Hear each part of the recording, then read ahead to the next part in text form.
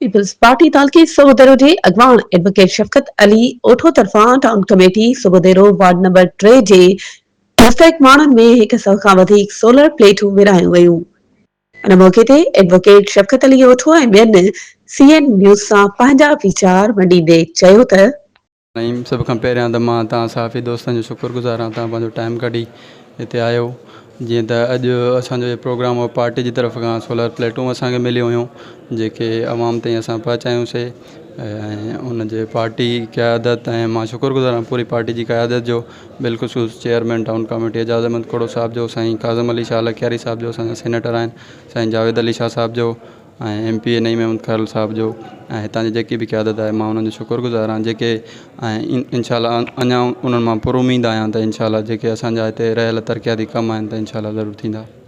Town committee सोबोदरो जे ward number 3 में जेको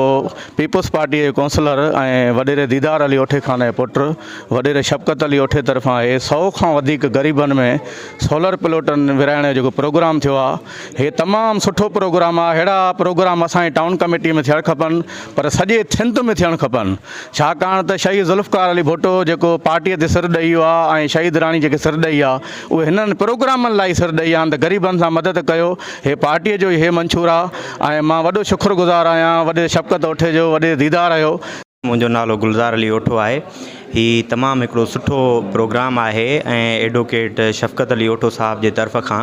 तमामु हिकिड़े सुठो स्टेप आहे जे ग़रीब आवाम खे सोलर पैनल ॾिना विया आहिनि पीपल्स पार्टी जी क़यादत में। तो इहो हिकिड़ो सुठो प्रोग्राम आहे। इंशाल्लाह अहिड़ी डेवलपमेंट जा प्रोग्राम थियणु खपनि ऐं ग़रीबनि खे इन जो फ़ाइदो वठणु खपे। वधीक ख़बरुनि ऐं अपडेट्स जे लाइ असांजे चैनल खे सब्सक्राइब कयो ऐं हा बेल आइकन खे प्रेस करणु न विसारिजो त जीअं असांजी हर नई अचण वारी वीडियो तव्हां ताईं पहुची